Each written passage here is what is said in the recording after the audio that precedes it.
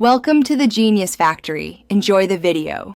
You begin by confirming your Apple ID is signed in and App Store settings allow downloads. Once signed in, open App Store and go straight to Purchased or My Apps to find the app with the cloud icon. Make sure Wi-Fi or cellular is active and content and privacy restrictions aren't blocking downloads. Now tap the cloud icon once to attempt a re-download.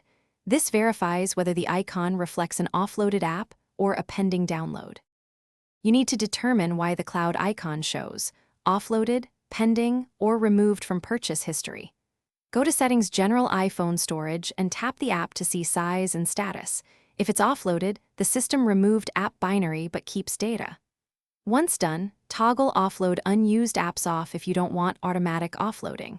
If the download is pending, make sure Apple ID authentication, payment method, and free storage are valid so the re-download can proceed. Now finish by re-downloading the app. Press the cloud icon or long press and choose Download. If nothing changes, restart your device and sign out of the App Store, then sign back in to refresh purchase state. Make sure storage clears enough space before retrying. One key troubleshooting tip: if downloads still fail, reset network settings and try again.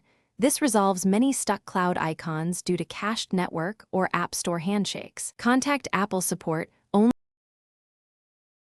Thanks for watching. If you found this helpful, don't forget to like and subscribe.